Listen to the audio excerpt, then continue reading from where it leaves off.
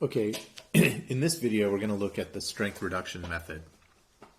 So far we've done the deformation analysis for elastic conditions, and then we did it for elastoplastic conditions, but neither of those approaches gave us a factor of safety or any kind of number that we can use as a factor of safety.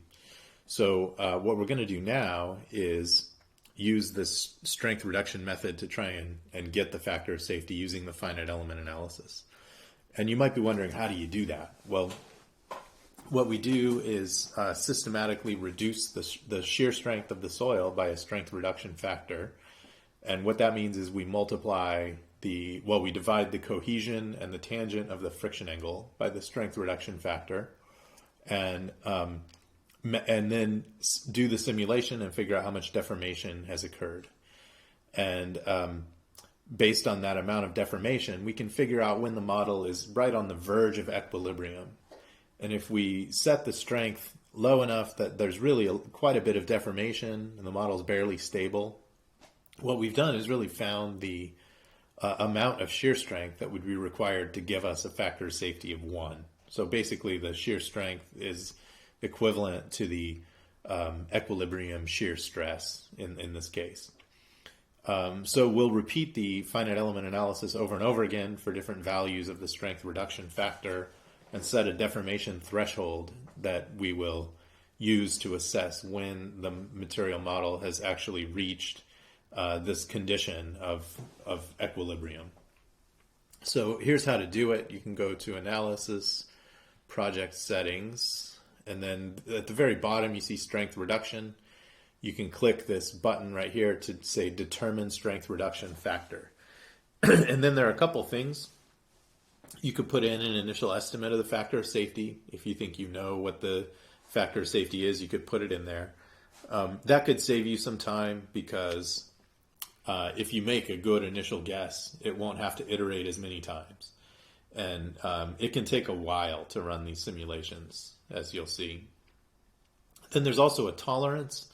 So 0.01 is the default number, and basically it will iterate until it gets the strength reduction factor within 0.01. And then you can compare it to a factor of safety, like from a method of slices or something like that. Okay, so we've got that set. Then you can do material properties, and you can actually choose, if you go to the strength tab, which materials to assign the strength reduction parameters to in this analysis. So there's the strength reduction button is set to yes right there. That dilation angle should be 0. I think I messed up and put the 5 there instead of the cohesion. So anyway, here's the cohesion, there's the friction angle, and then here's the another, this peak strength number is there even if you run an elastic analysis and you want to compare how much stress there is, how much stress demand there is relative to the strength. It'll use these strength numbers to figure that out for you. The residual strength are actually the numbers it uses if you do plastic. So these are the ones that matter. So we'll set the residual friction angle to 30 degrees and cohesion to 5 kPa like we did in the previous method of slices analysis. Okay, and then what we'll do is click the run button. One thing too, for stiffness, I'm going to take off that 0 from the stiffness, both for material 2 and for material 1, because if the material model has a fairly high stiffness to strength ratio, it's harder for it to converge. So in this case, for strength reduction, we're not actually interested in knowing the deformation. We just want to know when the strength becomes low enough that the deformations become large, and we can consider it a failure condition. So by setting the Young's modulus smaller, basically the stress strain curve is turning a less sharp corner, and it makes it easier for it to converge. So I'm going to set the Young's modulus back down to 20,000. And then I'll click run. So I'm going to do the compute. It will do both the seepage analysis and the mechanical analysis, including strength reduction method now. We're waiting for it. Now it's queued up. Okay, here's the seepage analysis. We're done with that. Now we're doing the gravity analysis and the plastic loading stage with a strength reduction factor of 1 initially.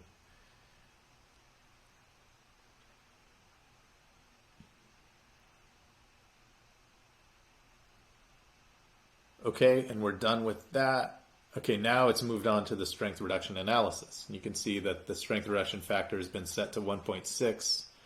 And this window right here is telling you whether you're falling within the convergence tolerance. And it's getting through the 1.6 actually pretty quickly. We'll let it go. One thing I will say is that the strength reduction factor method is trying to find a condition that's right on the verge of equilibrium. And that's a hard thing to find. When you're kind of right on the edge of equilibrium, the numerical model becomes unstable.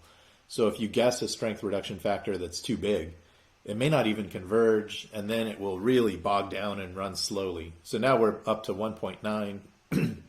This one I'm guessing is going to run a bit slowly because I think the real strength reduction factor is less than 1.9.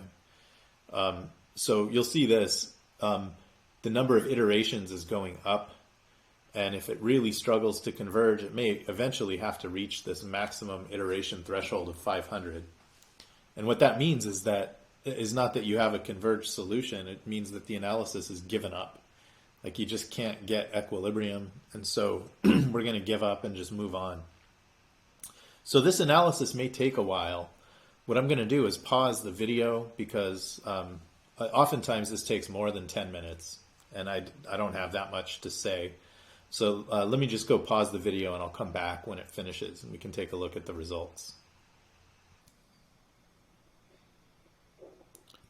All right, so the analysis is finished, and we can go to the interpreter now to view the results. It took over 10 minutes, so it's definitely lengthier than just running a single finite element analysis that's fairly stable. The analyses we were doing before had strength reduction set to 1, and with that strength, the material model is stable. It's easy for it to converge. So what we see is the strength reduction factor came out to be 1.72. So I made a guess that it was 1.6. Here we see it's 1.72. So a little bit higher than my initial guess was. And here's what we have, right? Here's the elastic gravity analysis. Then you have plastic loading. And if you go through each of these tabs on the bottom, these are different deformation patterns. And you can see that the levee's kind of moving more toward the right. One thing that can be helpful, you can come here and do scaled to all stages. All right, so let's go through this again. Before, what was happening is that the displacement amplification amount was being scaled based on that particular stage. Now what we want to do is set a single amplification factor for all stages. So this will really illustrate how the strength reduction method works. So here's what it looks like for SRF of 1.6. Then here's 1.67, a little bit more settlement and movement to the right. 1.71, it's moving a little more. 1.72, now you can see it's actually bulging at the toe and sliding down that way. 1.73, a little bit more movement, and then 1.75, and then 1.9 is this kind of crazy one where you can really see a lot of deformation. 1.9 didn't actually converge.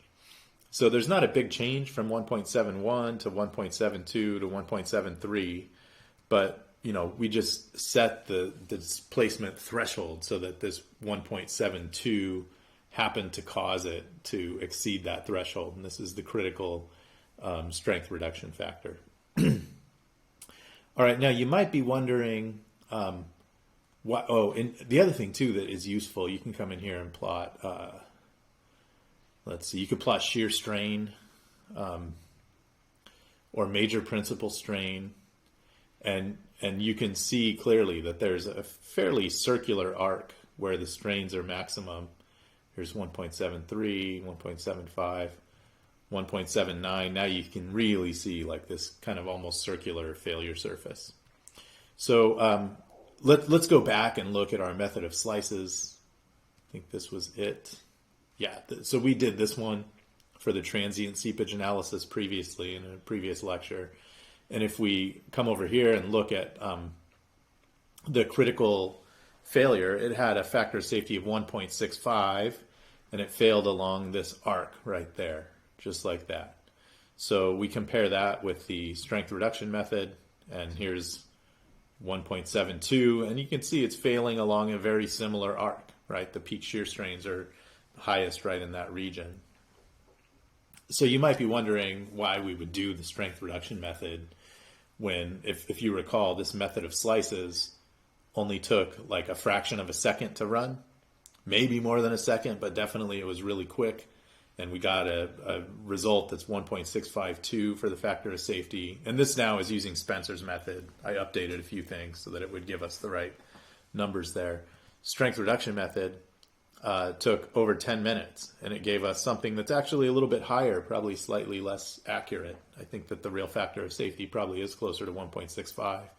So why would we ever use the strength reduction method instead of doing the method of slices? Well, for this problem, we probably wouldn't. The method of slices for this levee problem works perfectly well. The issue is that a lot of problems have much more complicated failure mechanisms. It may start failing along this part, but then maybe there would be another failure surface that goes deeper underneath. Or sometimes you may want to put some kind of inclusion in the soil, like let's say you put in a pile foundation to help pin the slope back or prevent it from moving. Well, those kind of long, slender elements are going to deform primarily in flexure. So as the slope moves, it's going to bend that pile along with it.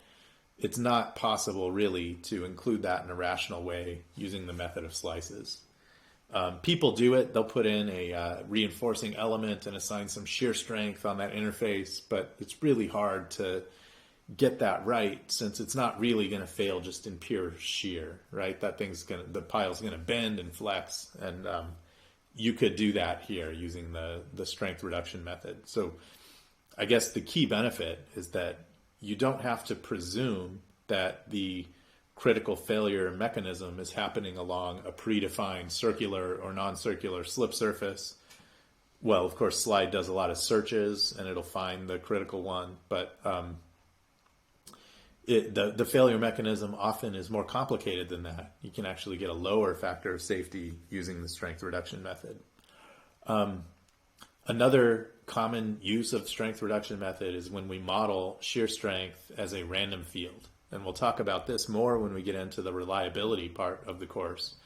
But it turns out that soil properties vary, and they vary in a way that's spatially correlated. So the random field part is that the undrained strength field is going to have little regions where the strength is higher and little regions where it's lower. And in that case, a single circle may cut through soil that's weak and soil that's strong and kind of average out the shear strength variation. Whereas the real failure mechanism is probably going to preferentially follow the weak soil. So the actual failure method is going to kind of be this circuitous route. It's not just going to be a nice circle. And so you'll get maybe a lower result from the strength reduction method than you would get from the method of slices. So there are reasons to use it, but it does take quite a bit more time and a little bit more expertise, right? You have to know how to pick elastic properties, how to set the plastic material properties and all that kind of thing. And then these boundary conditions, in addition to the water boundary conditions, you have to deal with these mechanical boundary conditions as well.